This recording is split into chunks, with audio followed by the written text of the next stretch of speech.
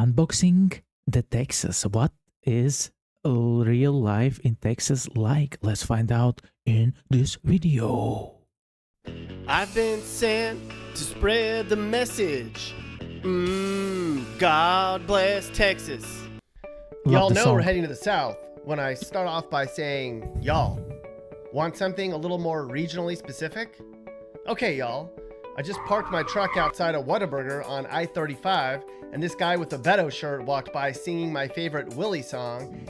What is the history behind these hats? They are so unusual, and literally a lot of people in Texas wear these hats. And then out of nowhere, a thunderstorm rolled in. The temperature dropped by 20 degrees, and then by the time I got home to do this video, it was back into the 90s. Yep, that's right, folks. Today we're heading to Texas. You might have seen some of our other videos where we guide you around a city and tell you what it's like to live there. Well, buckle up, cowboy, because today we're doing the same for Texas. Let's go. And the Lone Star State is a hell of a lot bigger than any little old city. In fact, Texas is bigger than many countries combined. Wow, that's impressive. Literally, Texas is like half of Europe. My gosh, I would never guess that it's so big. So get out your Copenhagen, your ratty old Cowboys jersey, and pack your heat as we unbox the state of Texas. Let's begin with some Texas stereotypes, some of which are true and some of which are not. To start, things really are bigger here. Food portions, trucks, boobs, hair, houses, and the number of miles you'll drive in a day. Food is serious business around these parts. Texans have a genetic predisposition to love Tex-Mex. And also Texas is famous for famous Texas barbecue. And also I have a video on this reaction on this topic. You can check it out over here. For y'all who don't know, this is sort of like Mexican food, but with a whole lot more cheese. Texans don't F around with their barbecue, breakfast tacos, big bowl margaritas, and of course, everyone here loves eating all things fried at the state fair. What is this? Not everyone owns a gun, but some people certainly do. People really do say y'all. It's just more efficient. Listen, I have this stereotype about Texas that everybody carries the gun. People from Texas, please let me know, is that true or not? People are just plain friendly here. And when you're going down the street and somebody waves, they don't want anything from you. They're just being nice. And of course, Texans are very independently minded. After all, if you recall, Texas was once its own nation. Now, what it's like to live in Texas today is largely based on the state's history. In 1519, Spanish conquistadors founded Texas, which means they basically stole land from Native Americans who'd been living there for thousands of years. Wow. Between 1519 and 1865, all or parts of Texas were claimed by 6 different countries. Hence the name Six Flags. Wow. Now, during that time, there were a whole bunch of settlers and missionaries coming in from Spain. Then when Mexico gained its independence from Spain in 1821, Mexican Texas was part of a new nation. After Mexico's leader Santa Anna started shifting politically to the right, people in Mexican Texas wanted to revolt. Thus, the Texas Revolution in 1835. Oh yeah. I wonder how much Mexicans live in Texas. Also, Texas have a border with Mexico, so I guess quite a bit. Texas won. That's when Texas declared itself an independent nation, the Republic of Texas. One thing led to another. There was a civil war in there, and over the next century, Texas gained wealth, not from agriculture, but from its plentiful oil and service-oriented society. Segregation ended in the 60s, and between that time and now, Texas went from a solidly democratic state to a nearly solidly republic state. These days, Texas has both the second largest population and the second biggest GDP, just behind California. Now, this brings us to, what's it like to actually live in this giant, economically booming, Republican-leaning state? That's kind of impressive, Texas. If Texas would be independent country, I bet they would be in top of the best countries to live in, or at least the wealthiest countries. That's a tricky thing to answer, because as you might have gathered, Texas is big. Yeah, You've got your big cities, Houston, San Antonio, Dallas, Austin, Fort Worth, and El Paso to start. And each of these largest cities has a decidedly different culture. For instance, Houston. It's Texas's biggest city, both in population and area. and is mostly known around here as the muggiest, most industrial, and most museum-filled city. Where are the people though? Was it filmed during like early morning when nobody is in the city, something like that? That is, unless you live here, of course. Locals know that Houston is so big that it has its own little subcultures, just like Texas itself. There's the wealthy older conservatives, wealthy younger conservatives, not so wealthy middle-aged conservatives. Okay, so overall, Houston's pretty conservative. But there's pockets of liberals and hippies and hipsters and all kinds of people in this city. And of course, highways. Lots and lots of highways. Also, Texas is famous for Route 66. Geographically, Houston's located in East Texas, just inland of the Gulf of Mexico. That means not only does Houston get hot like the rest of Texas, but it also gets muggy as all hell. So good thing there's the gorgeous beach of Galveston nearby. Galveston, oh Galveston. Now let's stop by San Antonio. Remember the Alamo? Yeah, that's in San Antonio, but there's a whole lot more going on here too. This city is just about an hour and a half outside the state capital, and it's home to a huge Hispanic population. But while San Antonio's population is 63% Hispanic, there's huge pockets of the city where the population's predominantly white or predominantly black.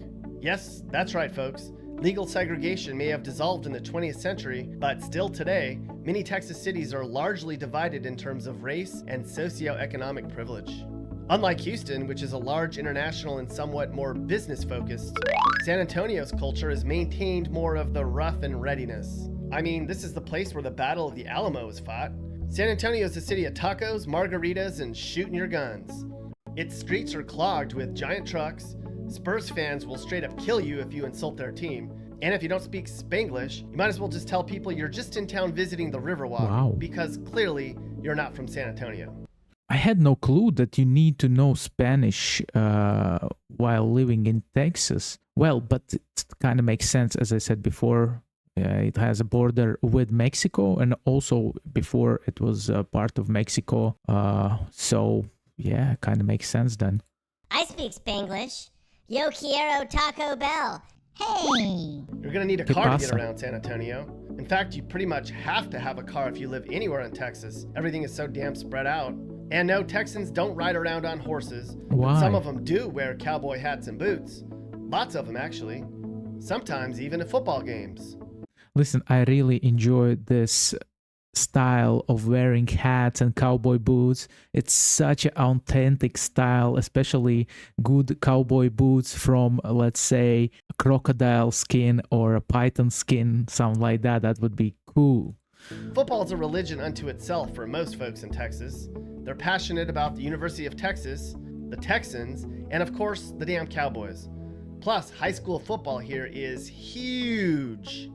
Now, if you're jonesing for a city with a little less good old boy je ne sais quoi, don't worry. Texas has got you covered with Austin, the capital of Texas, known as the little blue dot in a red state, meaning Austin's just about as liberal as cities come. Sure, Austin's got its gun-toting, right-wing leaning taco eaters, because everyone in Texas has a diet consisting largely of tacos. But mostly, Austin's known as a music lover's paradise, with live music every I know the singer, he's very popular. He was singing On the Road Again. Just can't wait to get on the road again. I love this song. I worked in taxi and I used to listen to the song just before my shift every time. night of the week. It's a haven for hippies and hipsters. Austin's a relatively young city, home to several universities, and of course, home to some of the fittest and attractive people in the country. Oh yeah. If that sounds good to you, you're not alone. Yeah. Austin's one of the fastest growing cities in the country, with its growing tech industry, plentiful nightlife, and outdoorsiness. But do remember, even though Austin is feeling increasingly like Los Angeles in some ways, it is still in Texas. Now, speaking of quintessential Texas, let's head over to Dallas. Have you ever seen the show Dallas? I know Dallas by the hockey team, Dallas Stars, NHL hockey team. Oh, this is 80s intro.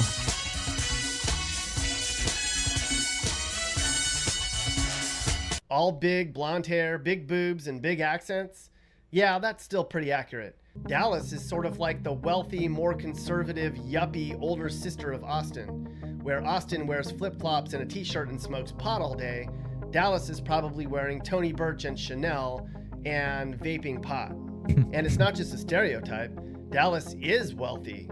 In fact, it's second only to New York City in its population of billionaire denizens, Wow. especially when you consider suburbs like Frisco and Plano.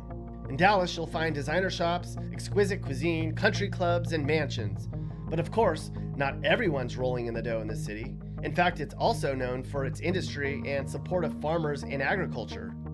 And let's not forget about DFW, one of the largest international airports around. And speaking of DFW, there's Fort Worth, a big city right next door to Dallas. Longhorns, look at that. This is amazing. I have never seen these kind of bulls with such a long horns. This is something impressive. Wow, something from another dimension again. Residents here tend to be a little of everything. There's a young crowd, since there's a university there called TCU. It's also home to artists, musicians, and hippies. It's got conservatives, cowboys, and cowgirls. Speaking of cowboys and cowgirls, shouldn't we just call them cow people? All right, cow people, let's mosey on to the next big old city we're going to cover in Texas, El Paso. Now, if you're not from Texas, you might have heard about El Paso lately as the hometown of Texas Senate nominee Beto O'Rourke. O'Rourke talked a lot about his hometown, but what's this place actually like? Well, it's nestled just next to the Rio Grande River, the border between Texas and Mexico. As such, it has a large population of Hispanic residents, and many residents speak primarily Spanish. Now, we have to bring up the border wall.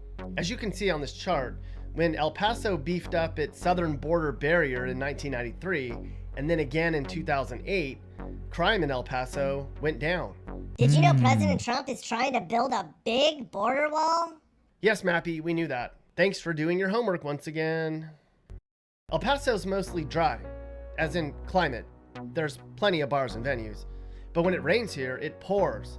Like, for real, flash flood type rain. This can be dangerous, but Texans are pretty well versed in intense sudden storms and know how to handle themselves. What's even more dangerous in Texas? No, not tornadoes, but they have those. Not rattlesnakes, they got those too. Or even incredibly poisonous scorpions, yeah, they have those. No, what's most dangerous in Texas is actually crime.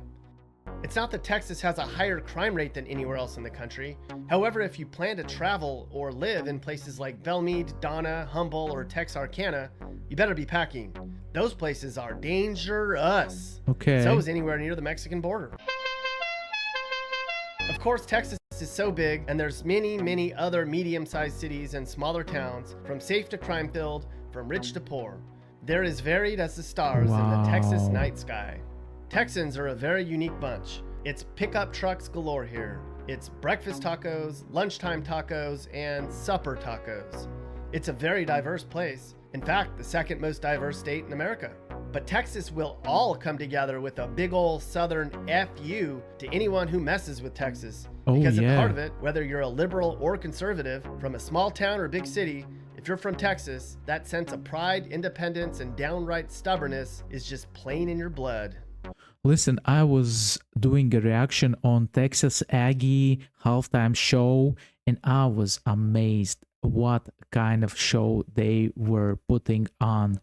These guys are from another dimension. I will add this video. You can check out the reaction over here. Another thing about Texas, what I like is your sports. You are driving bulls, which is mad. This is such a dangerous sport to drive a bull that wants to kill you, literally kill you and stomp you. And also I have a reaction on that. I mean, all the respect to Texans with those big cojones doing those crazy sports, man, that can cost them their life.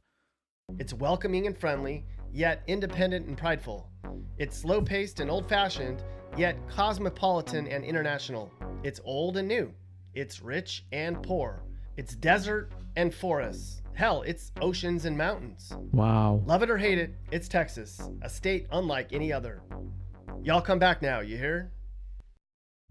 Hey guys, if you learned something new or you just like this video, how bizarre is that a state that is like half of Europe is not a separate country? This is such a strange thing for me as a European, because we just don't have such big countries in Europe like Texas. and I bet you can find different kinds of cultural differences between people who live in Texas, in different parts of Texas. Amazing state, and I would love to visit it at least once in my life and eat Texas barbecue, and I'm gonna do it. I feel I'm gonna do it one day. I'm gonna come to Texas. Let's go, baby. So thank you for watching, dear viewers. Don't forget to hype, like, click the bell for notifications, subscribe, and I see you next reaction videos. Thanks for all your comments. I'm really grateful. So much warm comments, and it really warms my heart. I'm grateful. Thank you.